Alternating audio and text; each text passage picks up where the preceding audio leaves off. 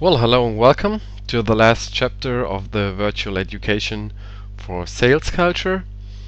In this last session, we will talk about advanced sales culture. So we will once again try to analyze concrete steps to improve or introduce a sales culture, but this time a little more advanced opportunities. Again, quick summary of what we did. In chapter 1 we talked about what sales culture actually is, and I tried to give you options to see how well sales culture is already established in your team. Then in part 2 we talked about the impact that a good sales culture will have on your team and on your LC. And then in part 3 we already talked about a couple of basic options to improve and establish a sales culture.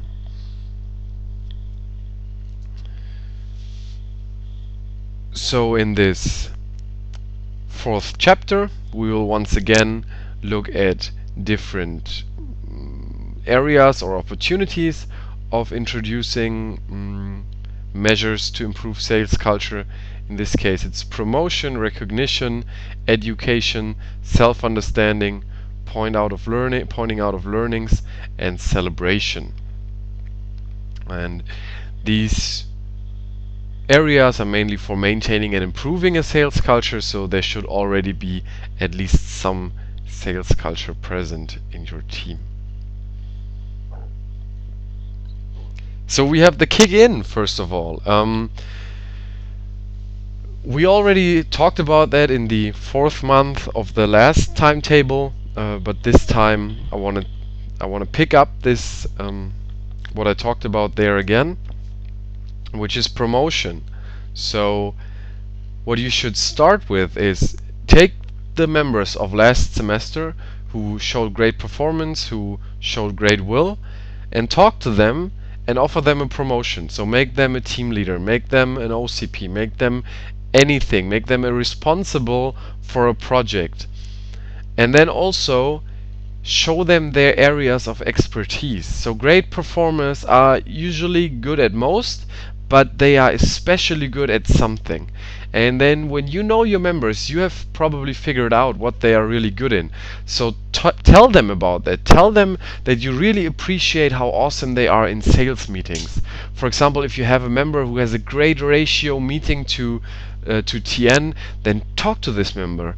Tell him that you appreciate him and that you see this success, and ask him to share his expertise. It will improve self-confidence of this member. It will make him think about why he's actually good with company meetings, and it will help you to transfer all this knowledge into the entire team.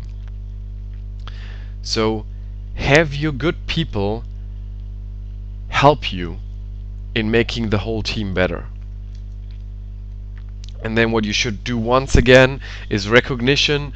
I cannot point out enough or focus enough the importance, highlight the importance enough of recognition. Tell your team how proud you are for the last semester. Tell your team how thankful you are that you have the opportunity to be their team leader or their VP, and tell them that how much you enjoy working in the team. So, and show them your success. I mean, show them the numbers. Make a couple of nice charts and show them what great performance you did. If you didn't, well, then try to show them something else. There's always some success that you can showcase, and you should do that as much as you possibly can. So your first month is really about getting back in, giving people the self-confidence again. Of course, don't forget to also use tools from chapter 3. What we're talking about here is more advanced tools that you should use in addition, but you should still do a kickoff in the first month, set goals, and plan your first couple of weeks. Also do competitions. All this stuff, you should still do it. It's just not again included in this chapter 4. So moving along to the second month, so what you should do now is you should give your members opportunity to educate themselves and to get better. So now that they know what their expertise is, They can on one hand coach others, so coach people in your team who do not have this expertise at the moment, and at the same time they should try to improve themselves, either from coaches from your team, from other experts, or by going to conferences, by doing specific workshops, all this kind of things. But also challenge them practically, like give them again the opportunity to go into challenges and competitions. Maybe make the challenges a little more interesting. Like challenge their ratio. Don't challenge their absolute numbers alone. Challenge other things as well. Or give them only 2 hours. You now got 2 hours. The first one with the company meeting gets a beer or something like that. Try to challenge them with new things and try to make them even better.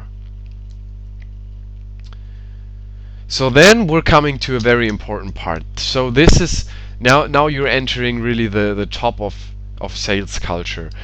So once you have done all this, you come to the climax. You're now a real team. You have won competitions together. You have celebrated great successes. You have appreciated each other. You have experts in your team who are really great in their area. And now what you're gonna do is you're gonna use all this self-confidence to explain to your team and to make them understand their role and what they are to the LC.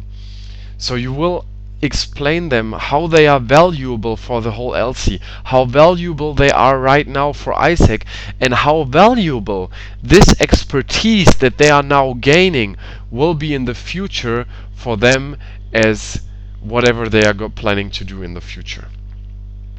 So explain to them what makes this seller quality that they have unique.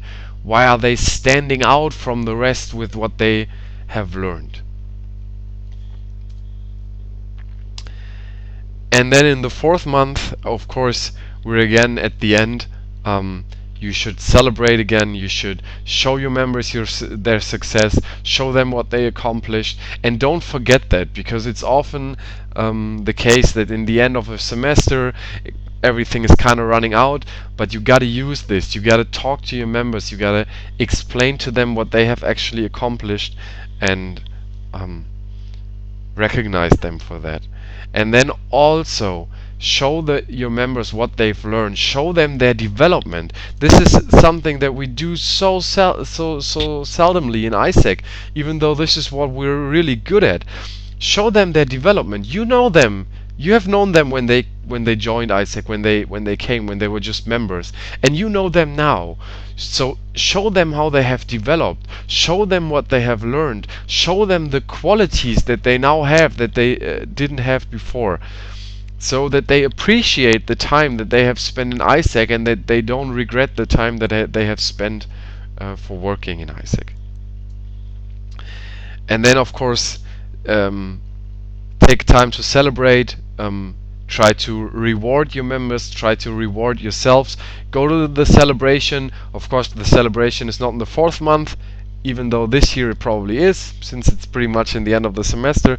So try to celebrate, do whatever. You can also just do an awesome weekend, join a couple of other selling IGIP teams maybe in another region, and have a great weekend. Go out and party.